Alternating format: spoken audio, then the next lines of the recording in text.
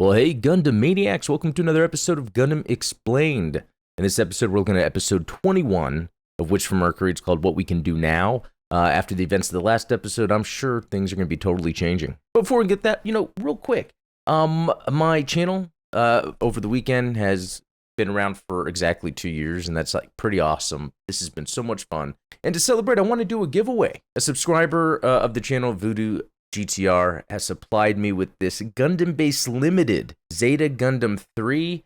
Would love to give it away. So if you're subscribed, or if you're not subscribed, subscribe, but leave a comment below. So subscribers with a comment. Once I hit 4,000, which I'm pretty close to, then I'll choose a winner from there. And also just want to bring up the supporter program I have, either through YouTube members or Patreon. As a supporter, you get some pretty unique perks. You get an exclusive channel in Discord and actually access to an exclusive podcast called G-Watch, which sometimes has members of the Gundam Explained community. Also exclusive behind-the-scenes videos. I posted one recently on how I put this all together. And also audio commentaries. I've released one for the first episode of 08th MS Team. I'm currently working on one for Char's counterattack. But let's get started. All right, so from last time, I think the stakes have been hammered into the ground. I don't know if there's a term for that. But now we're going to see what the reaction is. I have an idea for a pilot. I wonder what that means. Okay, they're doing a good job of establishing, from what happened in the last episode, all the destruction that has occurred on the school since that attack. It's pretty crazy. And it seems like these students are like fending for themselves for now or something. They've talked about it could have been days here.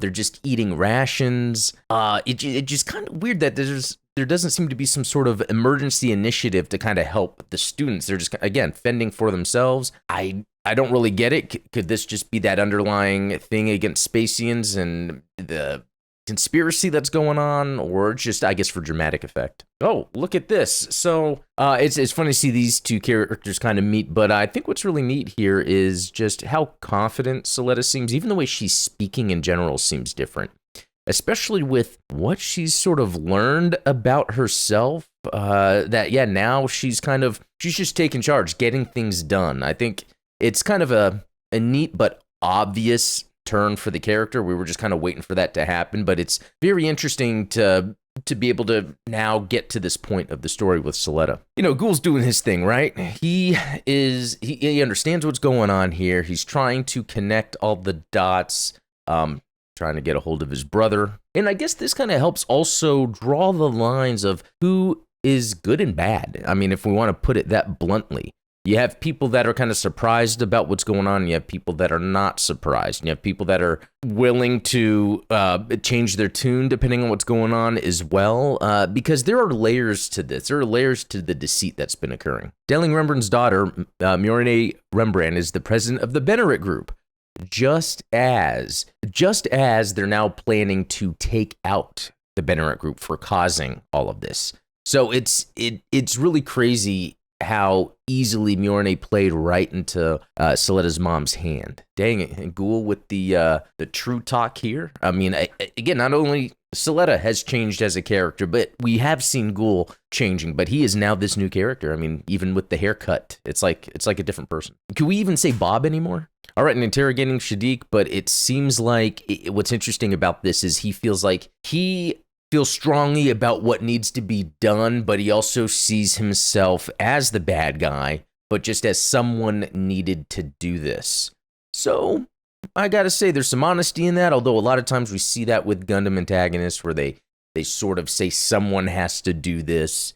I mean, you can even say that similar with Char, where he, from the original 79 to Zeta to Char's counterattack, he kind of changed and almost kind of admitted what he was doing. It has to be done, and he has to be the one to do it. Yeah, so among the whole, I guess, the rationing thing that they're going through, they have like these pre-made meals, MREs perhaps, and they're complaining about them. But, Suletta shows up with some tomatoes, starts handing them out, and it doesn't matter who it is, everyone's getting some tomatoes. So that's pretty cool how the tomato thing kind of came back and like, yeah, here's some good food in this situation. I'm sure Miss Mjolnir would say, just hurry up and do it. So Suletta is still thinking about Mjolnir. And in fact, that kind of makes sense because it's more of what her mom has done to sort of push her back, push her away. But it's also that I feel like, Suletta knows this about her mom,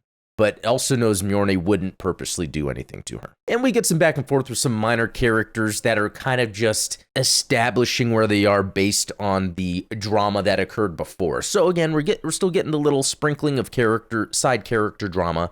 I don't think anything can top last week's situation with Elin. I thought that was done very well. All right, Assembly League showing up. This guy's name, Gaston Parche, I don't know. These are really cool names, actually. Pretty interesting names. But I guess this is that pilot I thought was pretty obvious that they were going to be talking about. So it's kind of neat that we're seeing people in a place of authority trying to take some action here. All right, and here's where we are getting more of the world story going on. These ladies are scary to me. They are scary. I can't take them seriously. I couldn't even look at them in person if they were real. I couldn't even trust anything they're saying right now. Courageous whistleblowing of Pale Technologies is to be commended, so we don't know how much of that is them doing it after the fact, but them not really knowing what really was going to happen. That's why I said there's layers to this, and I think that's pretty interesting. Oh, what is going on here? Ships, mobile suits rolling out en masse. Oh, look at that shot. Look at that. Love the look at these. They're like chonky GMs, Jagans. They look great. So it even started with the previous episode where Ghoul kind of wanted to get to the bottom of this, but in a pragmatic manner and get all the data he can bring to the front about what's happening here. I guess when they speak about Quiet Zero specifically, they're saying that data actually has been erased. So there's not any way for him to get any background information on that to be able to kind of bring forward or expose, and all the responsibility on us to minimize the damage. Interesting. Okay, so we get 6 minutes of dialogue of Suletta explaining everything, and then characters kind of showing up like Elon and kind of like adding in. So right now we're getting that confirmation of what's going on. That Suletta is a replichild. She is just a genetic copy of Eric, and that Eric is, the Ariel, which we learned from before, but Suletta has now sort of come to terms with it, pretty quickly, even though this has been something we've been speculating for a while now, even to the point where some of these speculative theories were going crazy, like each bit was a different child or something. It was pretty interesting stuff, but we're getting to it. I'm just surprised they spent 6 minutes or so just kind of like talking about this. Again, I would prefer a more interesting reveal to characters, like sort of Darth Vader revealing himself to Luke Skywalker as his father. Think of Empire Strikes Back if it was different, and then you just see Darth Vader sitting down, being like, well, I'm the father of Luke Skywalker, so I need to confront him and talk. No, I don't want to bash it again, but I think it's interesting how they tend to wait and then do like these huge exposition reveals. Oh, okay, so we're seeing the Quiet Zero, and this is where it gets awesome. I was just talking about Star Wars. Yeah, this might as well be a Death Star. So it's in this ring, it's charging up, and look at that. We can see Prospera herself here, like ready to initiate whatever Quiet Zero is. Oh, here we go. Attention all ships, go to level 4 alert. This is where we get into the badass kind of like sci-fi space action. So here we go. Take a look at this. This is the super weapon of Witch from Mercury. This is the Death Star. This is where, I guess, Ariel is in the middle. Eric as Ariel is inside in that ring thing. It's able to use the data storm to create whatever we're about to see and like blow up people or everything for Prospera to get her revenge. All right, and here's an interesting shot of the Ariel getting its groove on with that Quiet Zero. And it looks like its bits are like attached to the ring that goes around it. So I'm sure that's going to be another model kit add-on. Oh, and these little, I guess, AI-controlled Gundams or bits that are going to be it's almost like thin funnels or whatever, but they're actual mobile suits. Okay, awesome to see them taking off out of this sort of the Quiet Zero. We see the little blue lights. That's the mobile suits taking off. It kind of helps us get scale of this. I guess it's been hiding somewhere. Kagores or whatever they're called. But they're getting ready to launch to fight back. I love the design of both of these for a kind of mass battle. I mean, look at that.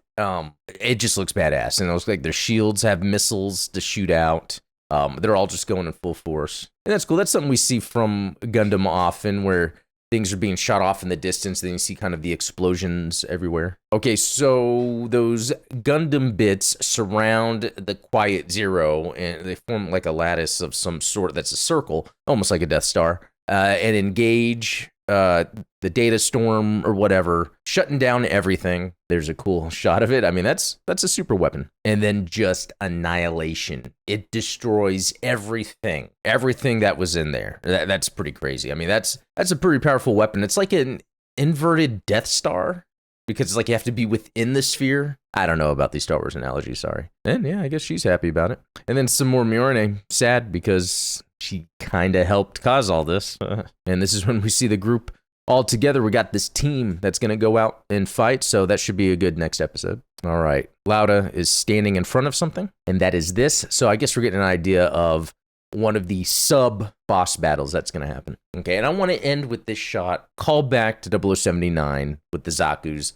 Love the way it looks. Although I think technically these are kind of good guys here, but still, I love, this is the stuff I like when it comes to sci-fi, to Gundam, when it comes to like the mobilization of its troops. Cool stuff. Cool little illustration at the end with the unripened tomato. Is there some like hidden meaning to this? There's probably not, but I like those speculation theories that go on. All right, so there we have it. That was episode 21. I think there's like a few more left. I don't know. Like, I don't know if they plan to continue this even more, do like, 40, 50 episode thing. If I feel like a lot of what's been revealed the past few episodes is things that we've been having to speculate about since the beginning. So it's not like too much has really unfolded. I was actually hoping to dive more into the cybernetics aspect of this world, because I haven't really seen that yet. Or maybe they're just not really going to dive into that. It's kind of like a side thing. But anyway, let me know what you think. And I just want to bring up again that subscribe, leave a comment. Thanks to Voodoo GTR. Get yourself this sweet, sweet Gundam Base Limited Zeta Gundam 3. Yeah, I can't wait to get this into someone's hands. And I'm really appreciative, too, of everybody and like how far this channel has gone since I started 2 years ago. And also a shout out to the supporters. They are really a backbone that make this thing happen. So yeah, while there's going to be more supporter content coming out, will always continue to be more of that. And I have so much planned, so it's not really going to stop anytime soon. Anyway, guys, thanks a lot for watching. We'll talk later.